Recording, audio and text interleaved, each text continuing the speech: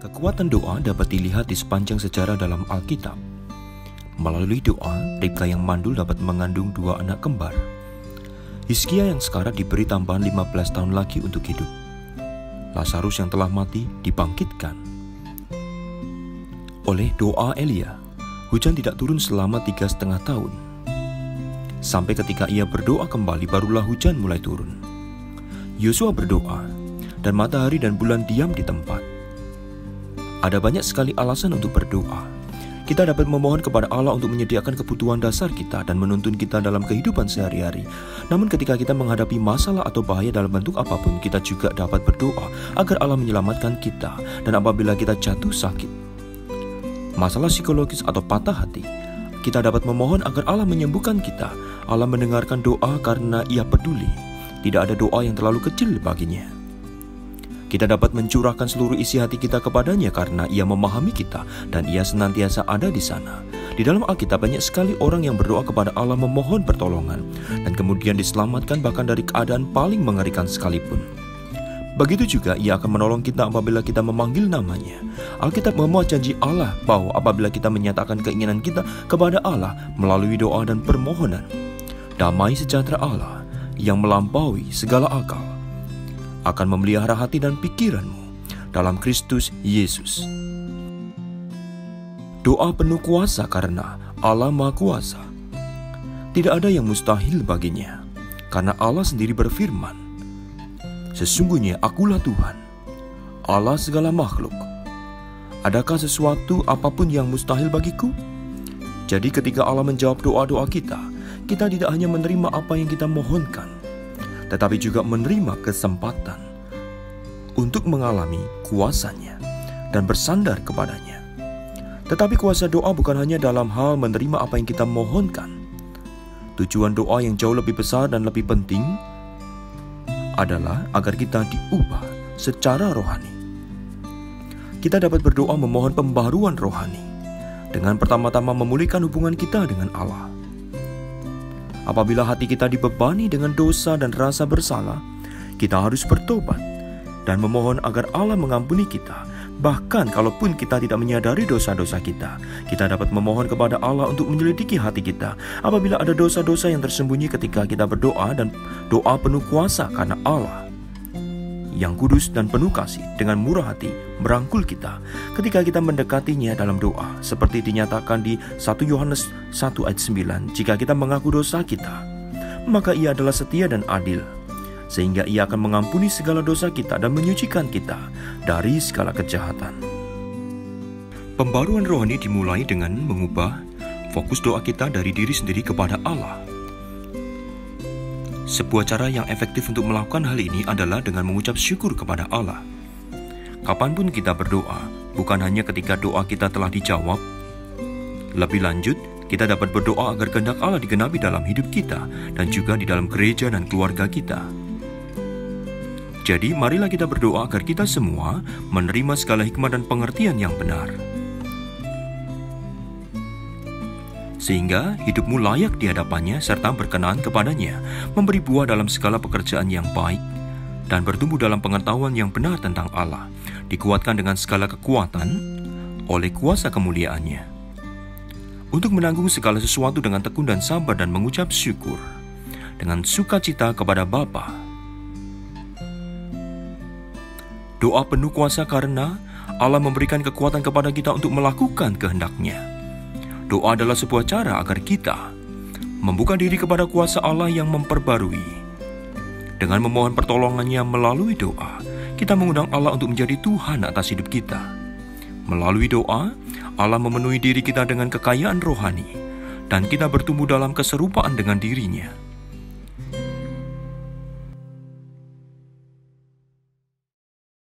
Salam, selamat malam Bapak Ibu Saudara yang dikasihi oleh Tuhan. Kita bersyukur pada malam hari ini kita berjumpa kembali dalam kebaktian doa Rabu kita. Kita akan memulai kebaktian kita pada malam hari ini. Saya undang Bapak Ibu Saudara bangkit berdiri. Mari bersama-sama kita tenangkan hati kita. Kita mengarahkan hati kita, pikiran kita, hidup kita hanya kepada Tuhan. Dialah yang menjadi pusat penyembahan kita, pusat ibadah kita pada malam hari ini. Mari kita mengambil waktu teduh sejenak, kita mempersiapkan hati kita.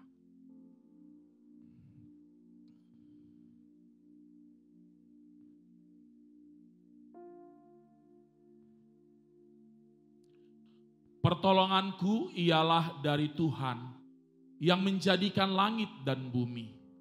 Tuhanlah penjagamu, Tuhanlah naunganmu di sebelah tangan kananmu. Amin. Jemaat dipersilahkan duduk kembali. Saudaraku, betapa kita sangat bersyukur memiliki Tuhan Yesus yang sangat baik. Kasih-Nya, pemeliharaannya, penyertaannya itu tetap dalam hidup kita. Oleh sebab itu, sebagai ungkapan syukur kita atas semua kebaikan Tuhan, marilah kita sungguh-sungguh memuji Tuhan, menyembah Tuhan, dan memuliakan nama Tuhan. Bersama-sama kita menaikkan pujian, Yesus, Kau sungguh baik.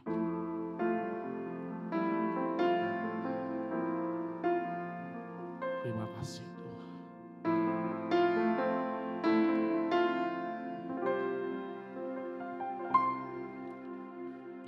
Yesus, Kau sungguh baik.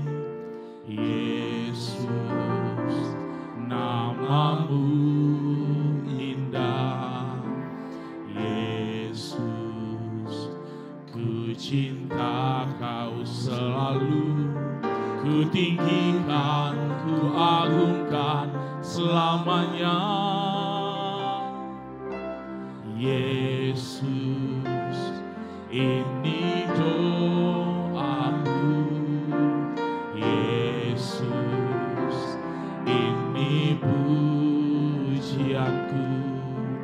Yesus, ku sujud di kaki-Mu. Doa pujian di hadapan tata-Mu. Mau memuji-Mu, ku selalu puji-Mu. Ku mau menyembah-Mu, ku selalu sembah-Mu. Kau yang layak terima semua pujian, kemuliaan hanya bagi Tuhan. Ku mau memuji-Mu, ku mau memuji-Mu, ku selalu puji-Mu. Ku mau menyembah-Mu, ku selalu sembah-Mu. Kau yang layak terima semua pujian, kemuliaan hanya bagi Tuhan. Ku mau memuji-Mu, ku mau memuji-Mu, ku selalu puji-Mu. Ku mau menyembah-Mu, ku selalu sembah-Mu.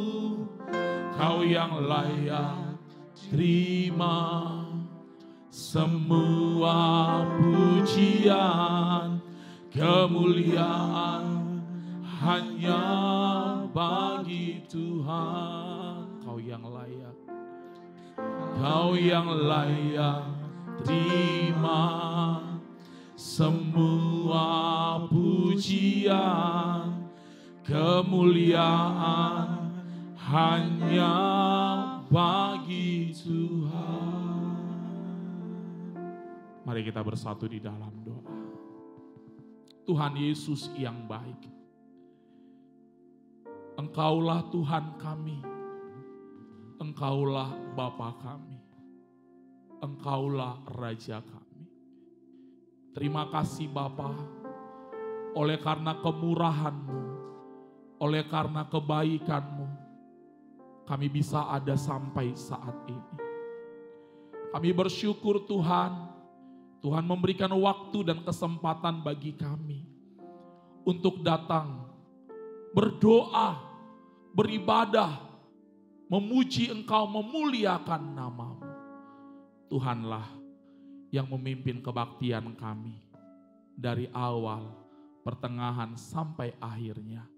Hanya nama-Mu saja yang ditinggikan dan dimuliakan. Di dalam nama Tuhan Yesus, Allah kami yang hidup, kami berdoa, kami berserah, kami bersyukur. Amin. Bapak Ibu saudara-saudaraku yang terkasih, Tuhanlah satu-satunya pertolongan dalam hidup kita. Tuhanlah satu-satunya sandaran dan pengharapan kita. Oleh sebab itu, marilah kita selalu mengandalkan Tuhan dalam kehidupan kita. Kita akan menaikkan doa-doa pribadi kita. Kita akan berseru berdoa kepada Tuhan. Menyerahkan seluruh doa kita, permohonan kita kepada Tuhan Yesus. Namun sebelumnya, mari kita naikkan pujian kita. Satu-satunya yang kuandalkan. Engkau Tuhan yang setia, waktu-Mu selalu yang terbaik. Engkau Tuhan sandaranku, dan ku hanya akan berharap padamu. Satu-satunya yang ku andalkan. Satu-satunya yang ku andalkan. Hanya Yesuslah yang kami andalkan dalam hidup ini. Hanya Yesuslah yang kami percaya. Engkau Tuhan sumber kekuatan, sumber pengharapan, sumber kedamaian. Satu-satunya yang ku andalkan. Satu-satunya yang ku andalkan. Satu-satunya yang ku percaya. Engkau Tuhan memberkati, Tuhan penyembuhku, Tuhan satu-satunya yang ku andalkan. Hanya Yesus. Satunya yang ku andalkan.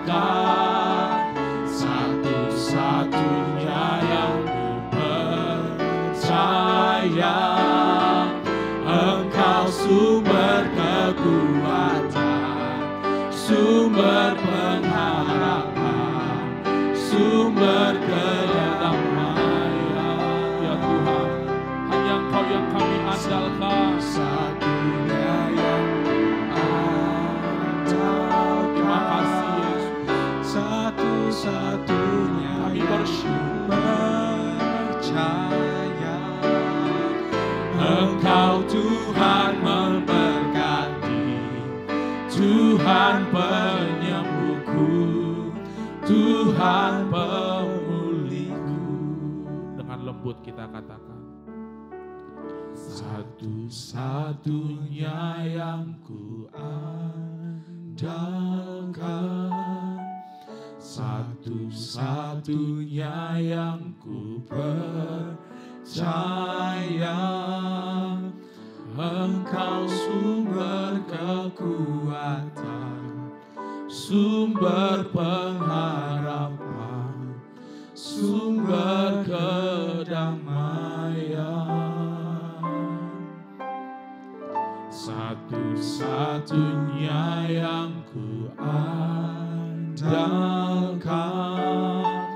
satu-satunya yang ku percaya.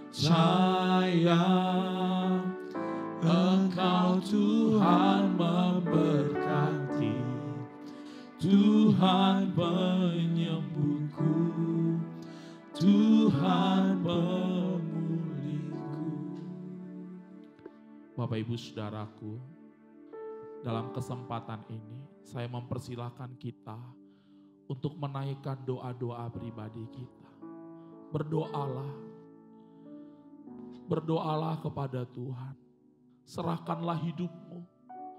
Masalah, persoalan, pergumulanmu. Doakan keluargamu, baik istri, suami, dan anak-anakmu. Bahkan orang tua kita, saudara-saudara kita, pekerjaan kita, kebutuhan kita, kesehatan kita. Mari kita berdoa. Kita serahkan semuanya kepada Tuhan. Hanya Dialah yang kita andalkan, Tuhan kita Yesus Kristus.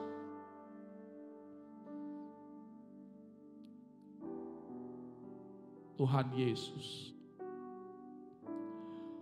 hanya Engkaulah Tuhan yang kami andalkan di dalam kehidupan kami.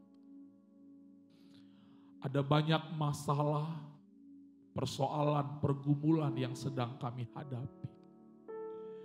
Tuhan, satu hal yang pasti, Engkau tidak pernah meninggalkan kami. Engkau tetap ada bersama dengan kami. Engkau sayang kepada kami, Tuhan. Maka dari itu kasihanilah kami ya Tuhan. Tolonglah kami.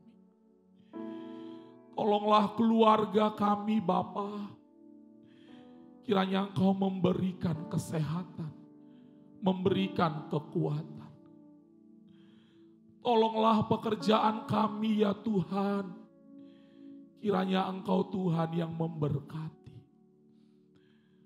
Tolonglah setiap kebutuhan kami Bapa. Kiranya Engkaulah yang mencukupkan. Kami percaya Tuhan. Engkau baik, sangat baik. Engkau akan memelihara kami. Dan mencukupkan setiap kebutuhan kami. Inilah doa kami Bapa.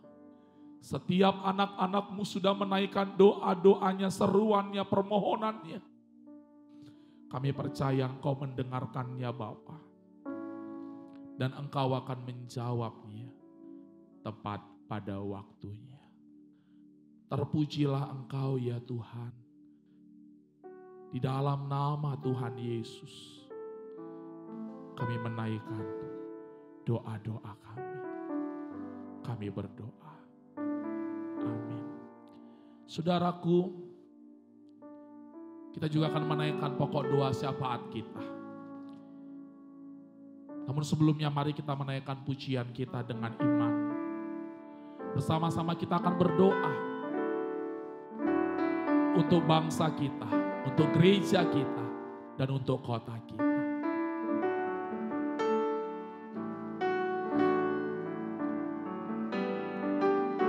Dengan imanku ku hadapi semua, dengan imanku semua berlalu.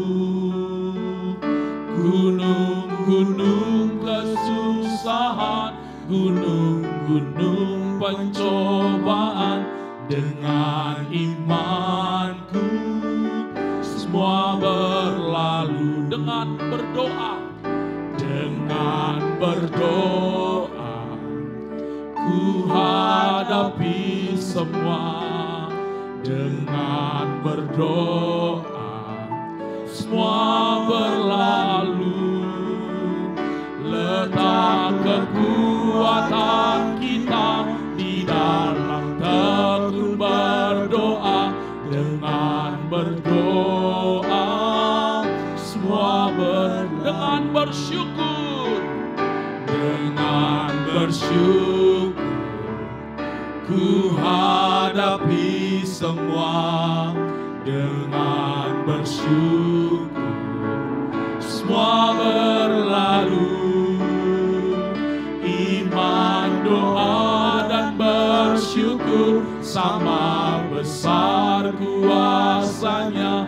Dengan bersyukur, semua berlalu. Saudaraku, kita akan berdoa untuk gereja kita GKA Gloria. Para pria, Para bapak-bapak, silakan berdoa. Doakan para hamba Tuhan dan semua yang melayani ibadah. Baik ibadah minggu, ibadah pemuda maupun remaja, ibadah sekolah minggu, doa Rabu, dan doa Sabtu. Kiranya Tuhan Yesus menolong proses setiap rekaman dan semuanya bisa berjalan dengan baik untuk kemuliaan bagi nama Tuhan.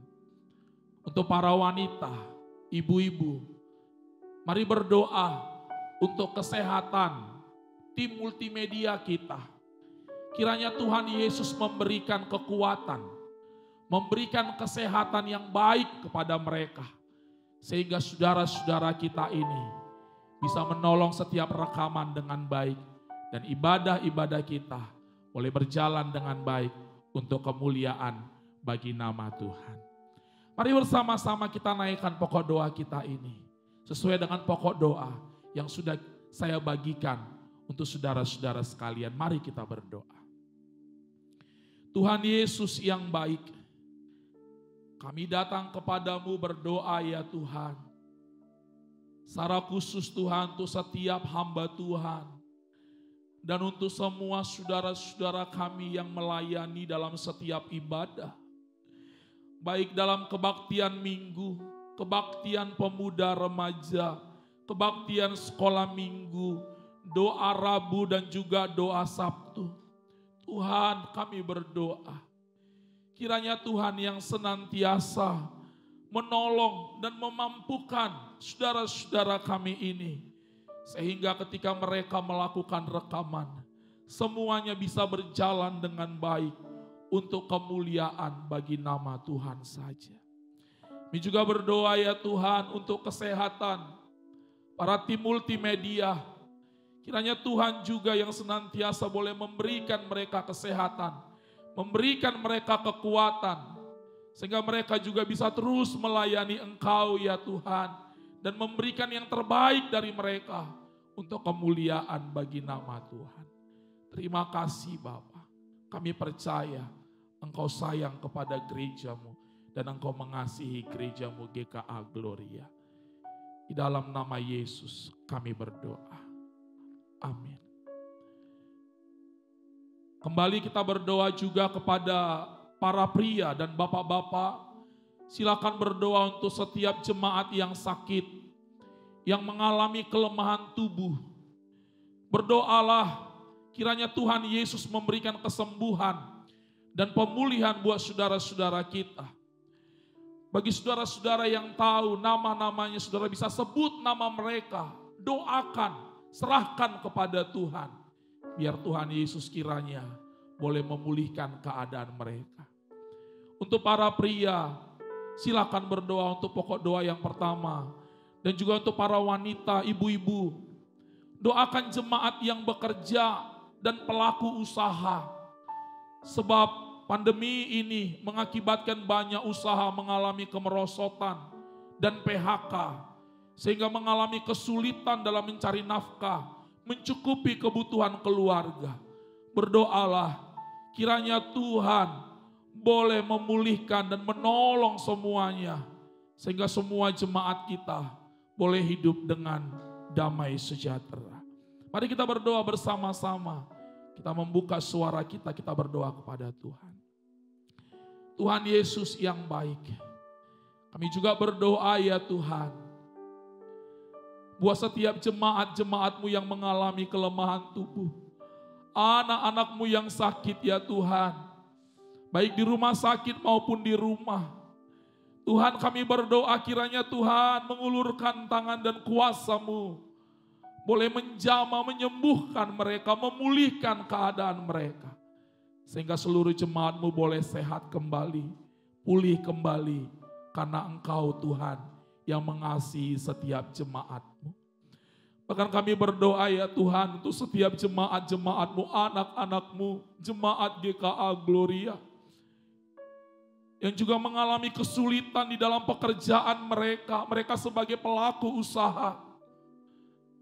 Karena melalui pandemi ini Tuhan, ada banyak kesulitan yang dialami. mengalami kemerosotan dan juga PHK yang terjadi. Jemaat-jemaat Tuhan sementara sangat membutuhkan pekerjaan, membutuhkan uang untuk kebutuhan hidup keluarga mereka. Tuhan tolonglah, berbelas kasihanlah, memulihkan keadaan jemaat-Mu dan memberkati setiap pekerjaan daripada anak-anak-Mu. Inilah yang menjadi doa kami ya Tuhan. Kami bersyukur kepada Allah yang mengasihi gereja-Mu, yang tidak pernah meninggalkan gereja-Mu. Di dalam nama Yesus kami berdoa. Saudaraku, saya undang kita semua bangkit berdiri. Sebelum kita meneruskan pokok doa kita, mari kita naikkan pujian kita. Satu-satunya yang ku andalkan. Ku andalkan, satu-satunya yang ku percaya. Engkau sumber kekuatan, sumber pengharapan, sumber kedamaian. Satu-satunya yang ku andalkan, satu-satunya yang ku percaya. Engkau Tuhan memberkati, Tuhan penyembuhku, Tuhan pemulihku. Saudara-saudara, kita akan berdoa untuk bangsa, negara kita, dan kota kita Surabaya. Mari kita berdoa bersama-sama untuk pemerintah pusat maupun daerah yang ada di Indonesia, agar mereka diberikan hikmat untuk mengambil tindakan dalam menangani pandemi, sehingga tidak semakin menyebar luas virus corona yang masih terjadi di bangsa kita. Dan yang kedua, kita berdoa khususnya untuk Menteri Pendidikan dan juga tim yang ada. Kiranya Tuhan memberikan hikmat kepada mereka dalam mempersiapkan tahun ajaran baru, kepastian pelaksanaannya, dan doakan murid sampai mahasiswa agar mereka dapat menyesuaikan diri terhadap sistem belajar yang diterapkan. Dan yang selanjutnya, yang terakhir, kita berdoa untuk kondisi Jawa Timur dan Surabaya. Kiranya Tuhan memulihkan kota kita dan kota kita bisa terbebas dari penyebaran COVID-19. Bersama-sama kita berdoa, kita membuka suara kita berdoa kepada Tuhan. Tuhan Yesus yang baik, Engkau juga sayang kepada bangsa kami. Engkau juga mengasihi setiap kami yang ada di bangsa ini. Kami datang kepadamu Bapa memohon, kiranya Tuhanlah yang berbelas kasihan untuk memberkati, menolong pemimpin-pemimpin kami, baik yang ada di pusat maupun yang ada di daerah. Tuhan, mereka yang terus bergumul, mereka yang terus berjuang untuk bangsa ini. Tuhan, kiranya berikan hikmat dan kebijaksanaan daripadamu ya Tuhan, sehingga bisa menolong bangsa kami, sehingga bangsa kami boleh terbebas dari COVID-19 dan semua aman dalam lindungan yang Maha Kudus. Bapa, kami juga berdoa bersama-sama ya Tuhan, khususnya untuk penyelenggara pendidikan, baik Menteri Pendidikan dan juga tim yang ada di dalamnya, yang terus berjuang menggumulkan bagaimana pendidikan akan dijalankan dalam keadaan seperti ini. Tuhan, berikanlah hikmat kepada mereka. Berikanlah kekuatan kepada mereka ya Bapa. Sehingga setiap keputusan yang diambil itu boleh menolong setiap rakyat Indonesia. Baik para murid sampai mahasiswa boleh mengerti, memahami akan keadaan seperti ini ya Tuhan. dan membuat mereka terus belajar dan memberikan yang terbaik mereka untuk bangsa ini. Tuhan, kami juga berdoa untuk kota kami, baik Jawa Timur dan Surabaya sekitarnya. Tuhan, kami mohon belas kasihan-Mu. Kami mohon campur tangan-Mu ya Bapa. Kiranya Engkau memulihkan kota kami, Engkau menolong kota kami ya Bapa. Sehingga kota kami juga boleh terbebas dari penyebaran COVID-19 ini. Tuhan, Engkaulah Allah sumber jawaban kami. Engkaulah Allah sumber pertolongan kami. Engkau yang sayang kepada kami anak-anak-Mu ya Bapa. Terima kasih Tuhan sudah mendengar doa-doa kami. Jadilah surut dengan kehendak-Mu Bapa. Biarlah kami tetap bertekun, tetap berharap, tetap berseru hanya kepada Yesus saja. Tuhan, kami bersyukur hanya kepada-Mu. Di dalam nama Tuhan Yesus kami berdoa, kami berserah. Amin. Jemaat disilakan duduk. Bapak Ibu saudara-saudaraku, kita sudah menaikkan doa-doa kita. Tibalah saatnya kita akan mendengarkan firman Tuhan. Firman Tuhanlah yang akan meneguhkan iman kita, menguatkan kita untuk menjalani kehidupan ini. Firman Tuhan hari ini akan disampaikan oleh hambanya, Bapak Pendeta David Kosasi. Namun sebelumnya, mari kita naikkan pujian kita. Bagi Tuhan tak ada yang mustahil.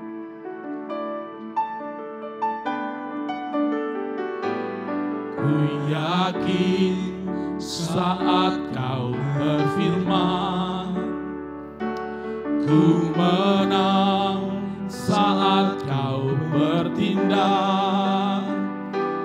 Hidupku hanya ditentukan oleh perkataan-Mu. Ku aman karena Kau menjaga. Ku kuat karena Kau menopang. Hidupku hanya ditentukan oleh kuasa-Mu. Bagi Tuhan tidak ada yang mustahil. Bagi Tuhan tak ada yang mustahil. Bagi Tuhan tak ada yang tak mungkin. Mujizatnya disediakan bagiku. Ku diangkat dan dibumi. Kita katakan sekali lagi. Ku yakin saat Kau berfirman, ku menang saat Kau bertindak. Hidupku hanya ditentukan oleh perkataan-Mu. Ku aman karena Kau menjaga. Ku kuat karena Kau menopang. Hidupku hanya ditentukan oleh kuasa-Mu. Bagi Tuhan tak ada yang mustahil. Bagi Tuhan tak ada yang mustahil. Bagi Tuhan tak ada yang tak mungkin. Mujizatnya disediakan bagiku. Ku diangkat dan bagi Tuhan tak ada yang mustahil. Bagi Tuhan tak ada yang mustahil. Bagi Tuhan tak ada yang tak mungkin. nyatakan bagiku, ku diangkat dan dipulihkannya. Ku diangkat dan dipulihkannya.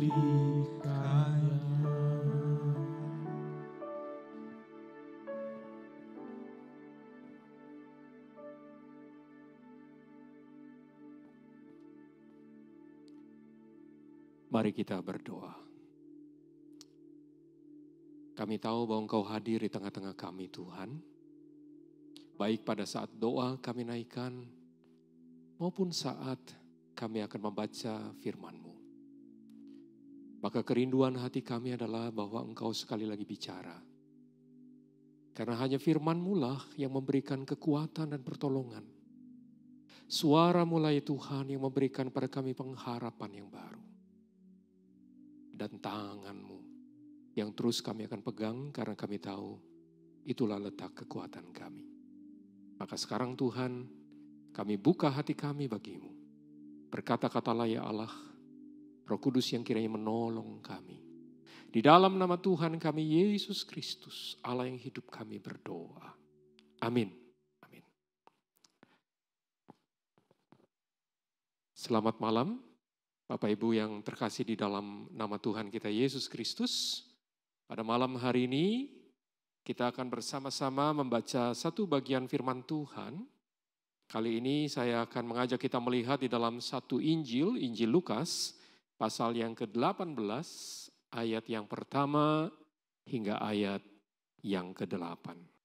Yesus mengatakan suatu perumpamaan kepada mereka untuk menegaskan bahwa mereka harus selalu berdoa dengan tidak jemu-jemu. Katanya, dalam sebuah kota ada seorang hakim yang tidak takut akan Allah dan tidak menghormati seorang pun. Dan di kota itu ada seorang janda yang selalu datang kepada hakim itu dan berkata, "Belalah hakku terhadap lawanku." Beberapa waktu lamanya hakim itu menolak, tetapi kemudian dia berkata dalam hatinya, "Walaupun aku tidak takut akan Allah dan tidak menghormati seorang pun, namun karena janda ini menyusahkan aku, baiklah aku membenarkan dia, supaya jangan terus saja dia datang dan akhirnya menyerang aku." Kata Tuhan, camkanlah apa yang dikatakan hakim yang lalim itu. Tidakkah Allah akan membenarkan orang-orang pilihannya yang siang malam berseru kepadanya, dan adakah Ia mengulur-ulur waktu sebelum menolong mereka? Aku berkata kepadamu, Ia akan segera membenarkan mereka. Akan tetapi jika Anak Manusia itu datang, adakah dia mendapati iman di bumi? Bapak Ibu Saudara yang dikasih dalam nama Tuhan, saya membaca sebuah biografi singkat tentang seorang pria yang menarik. Nama pria ini adalah Archibald Joseph Cronin. Dia lahir pada tahun 1896 dan meninggal pada tahun 1981. Bapak, apa yang menarik dari pria ini? Saya mau ceritakan bagaimana kehidupannya.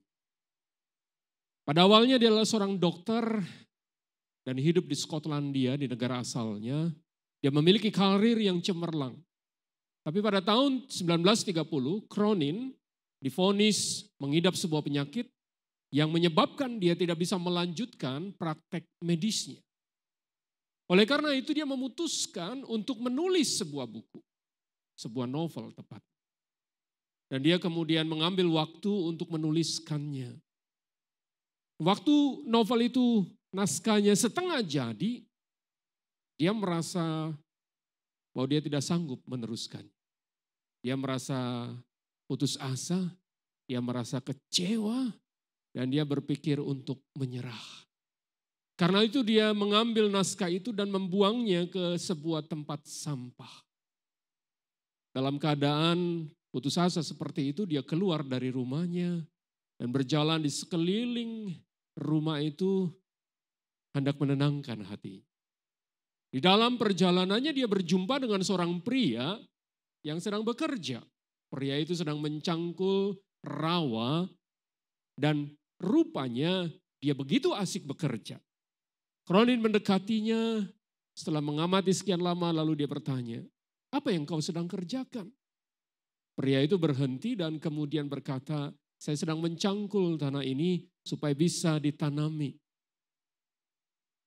Memang saya tidak tahu kapan selesainya, tapi saya akan berusaha supaya saya bisa mengubah rawa ini supaya bisa ditanam. Setelah berkata ya seperti itu, pria itu lalu melanjutkan pekerjaan. Kronin berhenti dan tiba-tiba perjumpaan serta dialog itu membuat pikirannya tiba-tiba terbersit sesuatu. Dia segera pulang dan kemudian dia mengambil kembali tumpukan naskah yang sempat dibuangnya itu. Dia mengambil mesin tiknya kembali dan mulai meneruskan pekerjaannya. Rupa-rupanya dia merasa tertegur. Pada waktu dia mau menyerah itu, semangatnya bangkit kembali. Dan dia menyelesaikan tugasnya. Hari itu berhasil dia menyelesaikan dan kemudian jadilah sebuah buku yang berjudul Hatter's Castle. Tanpa dia duga, terjual lebih kurang 3 juta kopi dan sejak hari itu Kronin meninggalkan praktik medisnya untuk menjadi penulis yang terkenal. Bapak Ibu, saat Kronin hampir menyerah, saat dia hampir pada titik di mana dia berkata, aku tidak sanggup lagi dan aku akan meninggalkan ini semua. Tiba-tiba sebuah semangat untuk tidak berhenti itu ada dalam hati. Saya tidak tahu bagaimana dengan kita masing-masing di tempat kita. Barangkali pengalaman Kronin menjadi sesuatu pengalaman yang bisa kita alami juga. Ada waktu di mana kita tergoda untuk menyerah dan berhenti berjuang dari apa yang tengah kita usahakan. Dan di dalam hal doa seringkali ini pun juga terjadi, bukan? Kita memulai sesuatu, kita berdoa dengan semangat, tetapi seiring dengan waktu, kita melihat apa yang kita doakan masih jauh dari jawabannya. Sampai-sampai kita mungkin sampai pada satu titik, Tuhan aku mau menyerah saja. Rasanya ini saya tidak sanggup lagi teruskan. Saya tidak melihat jawaban. Kalau kita sedang berada pada titik ini, maka biarlah kita belajar dari apa yang Tuhan Yesus sampaikan kepada kita barusan. Mari Bapak Ibu, saya ajak kita kembali kepada sebuah masa yang cukup jauh dari waktu kita sekarang. Bayangkan di sebuah tempat hari itu ada seorang pria muda yang dikelilingi oleh 12 orang pria juga. Dan dia sedang menjelaskan, dia sedang mengajarkan sebuah kebenaran kepada mereka. Kelihatannya orang-orang yang mengelilingi dia, 12 orang itu wajahnya tampak tertunduk lesu. Bapak Ibu, itulah Yesus beserta dengan murid-muridnya. Kalau kita memperhatikan latar belakang dari perumpamaan ini, satu pasal sebelumnya, Lukas pasal 17 ayat yang ke-20, kita akan menemukan bahwa itu dimulai dari sebuah pertanyaan yang dilontarkan oleh orang-orang, khususnya orang-orang Farisi yang bertanya kepada Tuhan Yesus, kapankah kerajaan Allah akan datang?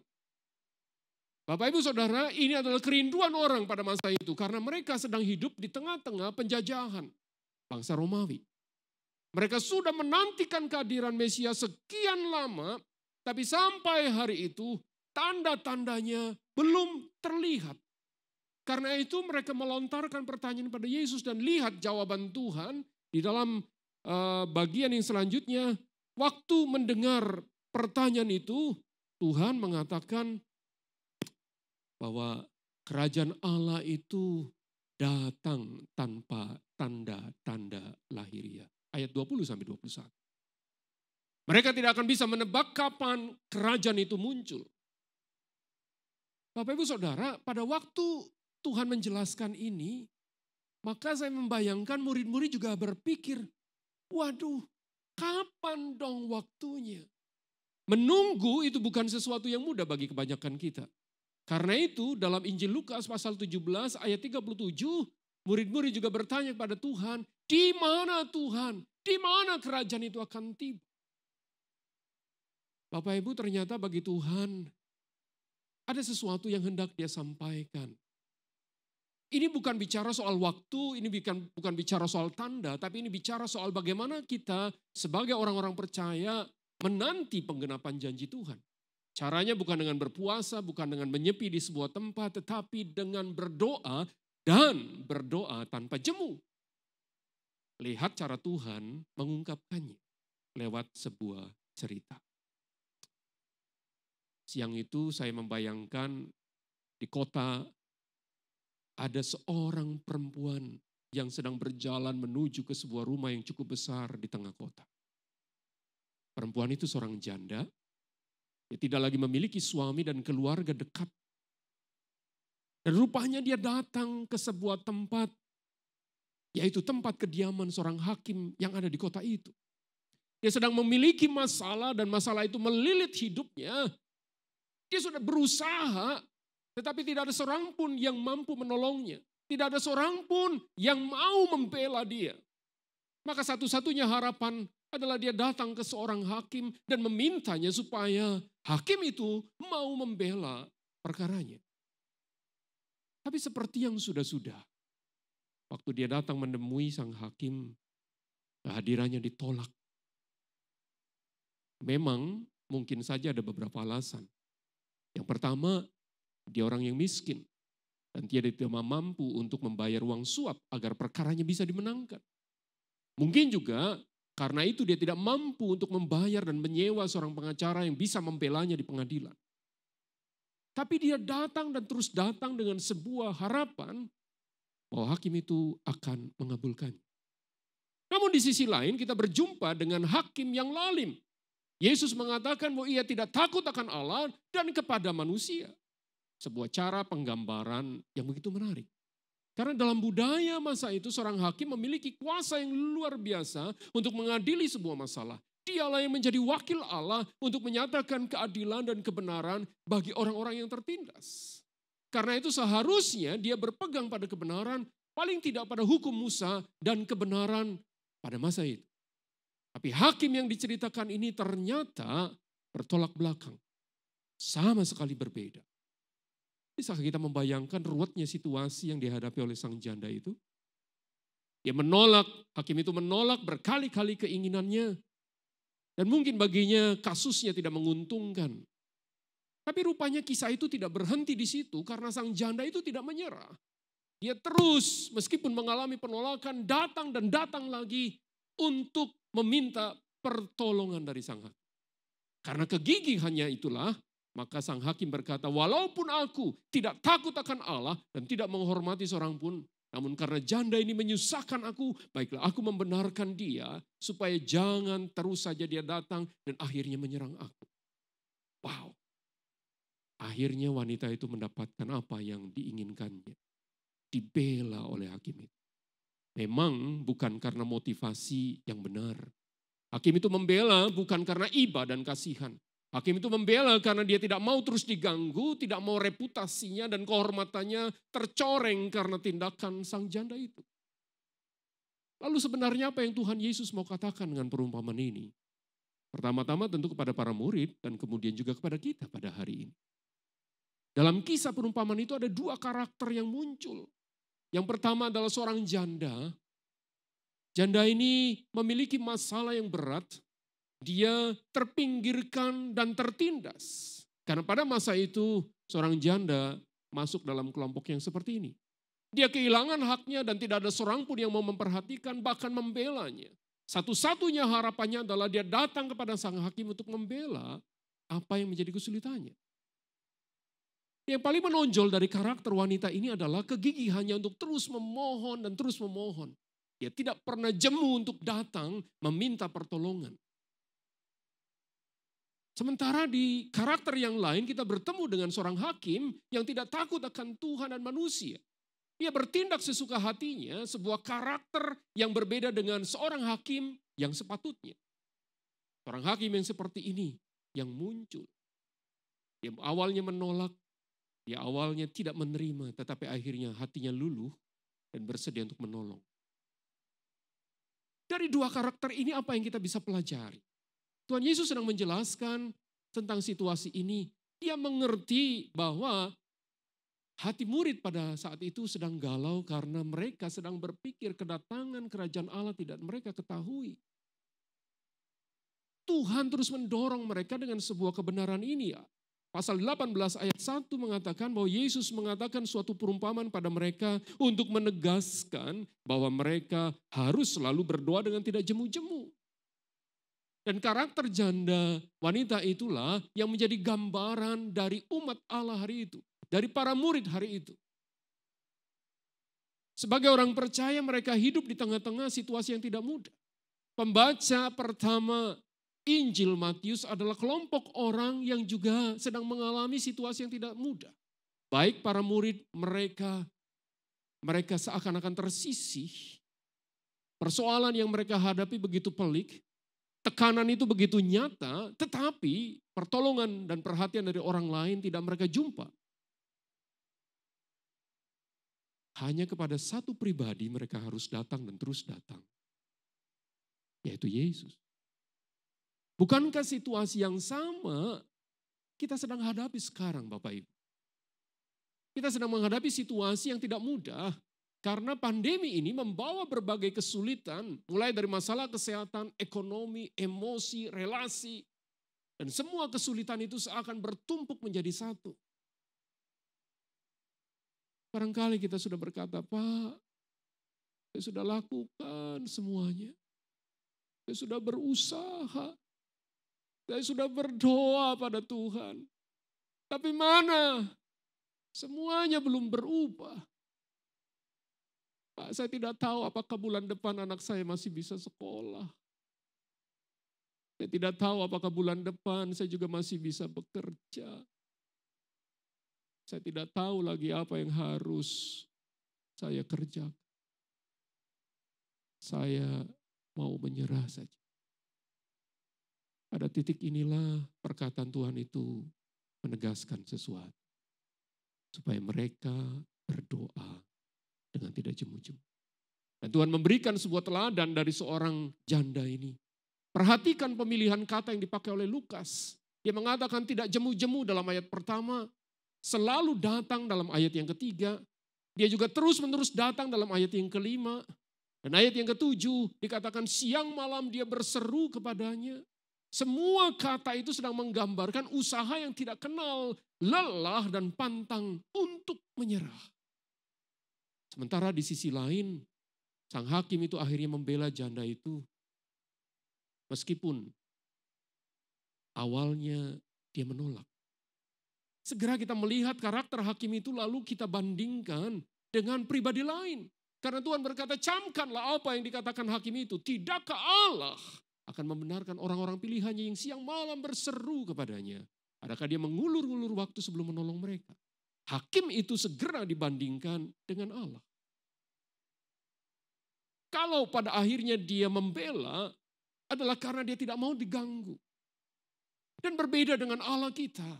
Allah adalah Allah yang mengasihi, bukan seperti hakim itu. Dia mau mendengarkan keluhan kita, dia bersedia menolong kita, dan dia menolong bukan karena terpaksa dan direpoti. Antara hakim itu dengan sang janda tidak memiliki relasi apapun, tapi berbeda antara kita dengan Allah. Tapi Pak, tunggu dulu. Dalam realitanya kadang-kadang tidak seperti itu kan. Saat kita berdoa, dan kita sungguh-sungguh berdoa, tampaknya Allah diam. Allah membiarkan masalah itu tetap melilit kehidupan kita. Apakah Allah tidak peduli? Sepintas tampaknya demikian kan.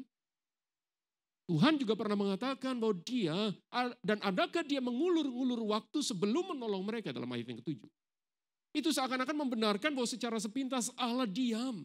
Tetapi jangan lupa di dalam ayat berikutnya, Yesus mengatakan dia akan segera membenarkan mereka. Ada dua ketegangan yang terjalin dengan begitu rapi dalam kisah ini. Allah memang kadang terkesan mengulur waktu, tapi percayalah itu bukan karena dia tidak peduli, dia orang yang kejam atau senang mempermainkan, tapi karena dia memiliki rencana yang indah atas kita masing-masing. Sementara bagian kita adalah mari kita terus berdoa dengan penuh kesungguhan. Yang kita perlukan adalah berdoa tanpa jemu, karena kita percaya Allah menyertai kita. Dan saya belajar kebenaran itu lewat pengalaman yang Allah izinkan. Saat saya pernah melayani sebuah gereja, Tuhan memberikan kesempatan bagi saya untuk bersama-sama terlibat di dalam pembangunan renovasi gereja. Hari itu gereja yang saya layani akan membuat renovasi besar-besaran dan membangun ulang gedung itu. Kami mulai dengan sebuah keyakinan bahwa Tuhan akan menolong dan itu saja modalnya. Karena memang kalau bicara tentang nominal yang kami bisa kumpulkan saat itu kurang lebih 100 juta. Sementara perkiraan biaya semuanya total lebih dari 5 miliar rupiah. Sangat jauh. Beberapa orang di sekitar saya menyaksikan bahwa kami akan sanggup membangun. Bukan hanya orang luar, tetapi juga ada jemaat sendiri yang menyaksikan itu. Oh Bapak Ibu, saya terus terang melihat, mendengar semua itu, saya sempat berkecil hati.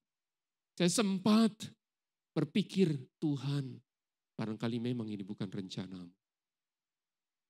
Tapi yang menarik Bapak Ibu, setelah berjuang hampir 3 tahun, maka gedung itu akhirnya selesai. Bagaimana caranya? Saya memiliki seorang jemaat, seorang ibu yang sederhana. Seorang ibu yang setiap kali bertemu dengan saya, dia selalu berkata, ayo Pak, saya tahu Tuhan pasti menolong. Tuhan pasti menyediakan. Dalam setiap kali persekutuan, dalam setiap kali perjumpaan, atau saya membesuk bersama-sama terlibat dalam sebuah pelayanan, dia selalu tidak pernah lupa memberikan semangat itu kepada saya. Saya berkata benar, kita memiliki Tuhan. Mari kita terus berdoa. Tahun kedua kami sempat berencana untuk menghentikan, tetapi kembali dia menyemangati dan membuat saya berkata, oke, mari kita terus bergantung sama Tuhan. Setelah selesai masalah, apakah juga selesai dengan terselesaikannya gedung itu? Tidak. Kami masih memiliki hutang yang harus dibayar. Tapi sekali lagi, kami belajar untuk terus datang pada Tuhan. Hampir 4 tahun saya lewati itu. Beban itu terasa berat di pundak. Beban itu terasa sulit. Ada titik di mana saya berpikir, Tuhan, kami menyerah. Tapi Tuhan terus menolong untuk saya tetap berharap kepada-Nya. Bapak Ibu, dari situasi itulah saya belajar satu hal. Yesus mendesak kita, bahkan menolong kita untuk melihat kembali pada kisah ini. Supaya kita tidak jemu-jemu berdoa kepada Allah. Kita tahu, kita percaya bahwa kita memiliki Allah. Allah yang tidak pernah berubah. Saya tidak tahu bagaimana pergumulan engkau dan saya hari ini. Apakah kita sedang merencanakan menyerah dan berhenti? Adakah kita mau berkata, Tuhan, beban ini terlalu berat. Saya tidak tahu kapan akan selesai. Tuhan, saya sudah berjuang sekian lama. Dan saya tidak pernah mengerti kapan saya selesai. Kalau kita sedang pada titik itu, mari malam hari ini kita kembali pada firman Tuhan. Ingatlah kembali akan perumpamaan ini yang mengajar kita untuk terus berdoa dengan tekun, dengan tidak jemu-jemu. Karena Tuhan kita mendengar dan Dia akan bertindak membenarkan, menolong kita. Amin. Mari kita tunduk kepala, kita berdoa. Kami datang padamu dengan rasa syukur ya Tuhan. Karena kami memiliki Allah yang mendengar kami. Kau bukan Allah yang tinggal jauh di atas sana. Tetapi Engkau Allah yang telah datang ke dalam dunia.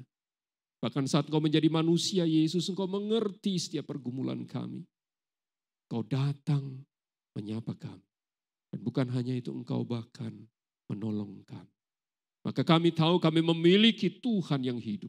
Kami memiliki Allah yang akan menolong kami. Maka ajar kami untuk terus berdoa dengan tekun dan tidak jemu-jemu. Sampai kami mendapatkan jawaban-Mu bagi setiap permohonan kami. Berkati setiap kami yang mendengar, kiranya Tuhan menolong Segala pergumulan kami Engkau tahu. Segala masalah kami Engkau mengerti. Di dalam nama Yesus kami berdoa. Amin. Bapak Ibu yang dikasihi Tuhan, mari kita bangkit berdiri.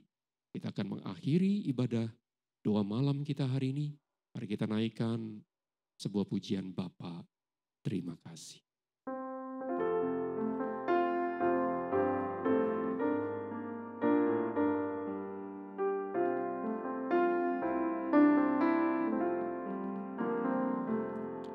Bapa, terima kasih. Bapa, terima kasih. Bapa di dalam surga, puji terima kasih. Amin.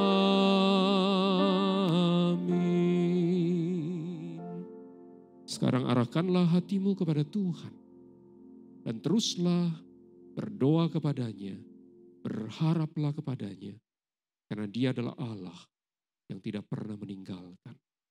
Sekarang terimalah berkat dari Tuhan.